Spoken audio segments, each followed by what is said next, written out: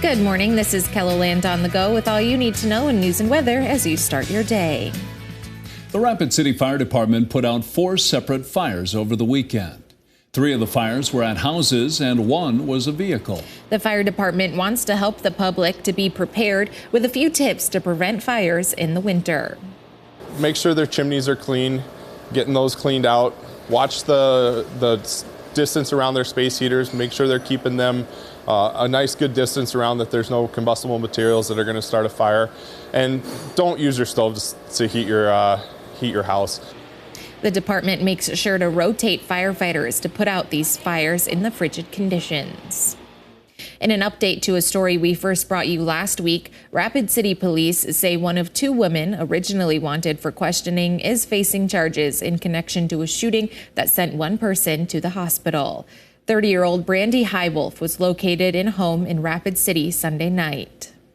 Following an interview with police, she was charged with aggravated assault and possession of a firearm with a prior felony drug conviction. She also faces an additional drug charge because officers allegedly found a pipe that tested positive for meth in her possession. Police say the second woman, Brittany Rodriguez, is no longer a person of interest in the case. Firefighters in Huron responded to a sticky situation after an explosion on the west side of town. Officials say it happened just after 4:30 Monday morning.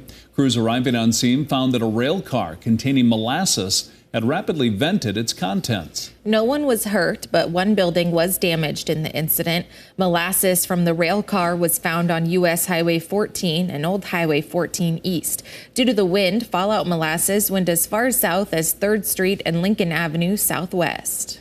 Now let's get a check of our weather with meteorologist Scott Munn. Good morning, Scott. All right, good morning, everybody. We are looking at a cold start to the day, but temperatures will warm above 0 for everybody today. We'll talk about single digits above across eastern South Dakota, teens and 20s, central and western KELOLAND. As we are looking forward, there's a chance for some light snow to return maybe tomorrow in western South Dakota. That light snow chance will move east and southeast. We'll see it on Thursday across southeastern KELOLAND, and the next week is looking warmer. Brian will have more details on your forecast coming up. Thank you, Scott. Sub-zero temperatures are causing some homeowners' furnace and sewer vents to freeze. To prevent methane gas building up inside your home, experts want to remind you to clear out your vents. Boiling water over top can melt the ice and snow that's blocking the vent. It's also valuable to know what kind of furnace you have. 80% furnace, it doesn't burn all the gas off as well as a 90% does. And so what happens is the exhaust is a lot warmer in an 80%, and so when it exits the house, it exits at a much higher temperature. If your vent is on the roof, you should contact a professional to come and clean it for you. The St. Francis House stocked up shelters around Sioux Falls before the cold snap hit, making sure they had enough cold weather gear to hand out to those in need. Todd is staying at the St. Francis House while he works to get his own place. He says the homeless are pretty smart about finding shelter when it gets this cold. It's so cold you cannot even be on the streets, and to have St. Francis and the Bishop and the Dudley and the Mission, and they all give us coats and make sure we're warm and safe, warm place to be. It means a lot. Police are also patrolling, looking for people in peril. They dropped several people off at Bishop Dudley Hospitality House and the Union Gospel Mission over the weekend. Many people on the Pine Ridge Reservation have fear and frustration over the current state of violence. But you'll also find people advocating for change, like Ken Hart, one of the senior tribal members. He doesn't let his fear silence him. My fear, somehow, if I live in fear, I wouldn't be speaking up. If I live in fear, I wouldn't be crying in front of you guys. My fear makes me brave. Tonight, in our final story of this series, Dan and I will highlight the hope that people on the reservation still have and the reasons they love their homeland. That's a look at some of our top stories. Now let's get one last look at your weather with meteorologist Brian Karstens. Brian? All right, our weather update today. Still watching these bitterly cold wind chills this morning, and as we transition into the afternoon, improvement here. We are looking at the numbers not as cold, and so some of these advisory areas will be converted just basically out of any kind of weather headlines, and wind chill warnings will still be transitioned over to some advisories. But the bottom line is the numbers here, minus teens. I know, still old man winter still here, but let's think positively about tomorrow. I think we can pull this thing around. Highs in Sioux Falls could actually reach into the double digits above zero. Wind chill factors are not as cold, certainly much improved in the west and central.